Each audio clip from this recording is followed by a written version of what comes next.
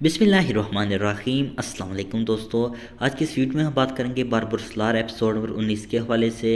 आज के हमारे मौज़ूआत कुछ यूँ रहेंगे। हीज़र पर मरियम ने वार किया, क्या हीज़र पैत्रो का कैदी बन जाएगा?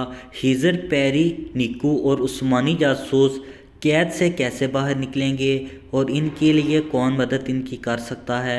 क्या शाहीन इज़ाबेल के भाई की मदद करेगा और उसे आज़ाद करने में इज़ाबेल की मदद कर सकता है, या इसके अलावा और कौन है जो इज़ाबेल के भाई को बचाने में इसकी मदद कर सकता है? ट्रेलर क्यों नहीं आया और एपिसोड नंबर 18 की रेटिंग कितनी रही? आज के हमारे मौज़ूआत कुछ यूँ रहेंगे। मगर वीडियो में आगे बढ़ने से पहले मेरी आपसे गुजारिश है, हमारे यूट्यूब चैनल को ज़रूर सब्सक्राइब करें और साथ के बेल आइकन को ज़रूर क्लिक करें।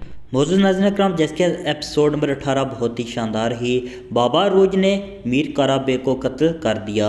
अगर बात करें हिजर की, जैसे कि मरियम अपना जहनी तवाज़ुन खोने की बिना पर हिजर को अपना दुश्मन समझती है और उसने इसे दुश्मन समझकर इस पर हंजर से वार कर दिया। इसी तरह ये जहम हिजर के लिए बहुत बड़ा जहम है, क्योंकि ये जहम किसी दुश्मन का नहीं बल्कि मरियम की तरफ से दिए जाने वाला जहम है।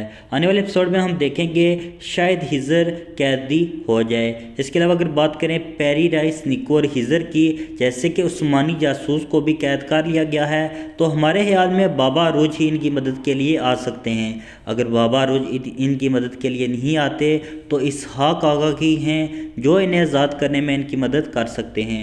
अगर बात करें इज़ाबेल के भाई की कि इज़ाबेल के भाई को कौन आज़ाद करवा सकता है, तो आने वाले एपिसोड में हम देखेंगे शाहीन और बाबा रोज का इत्तेहाद हो जाएगा।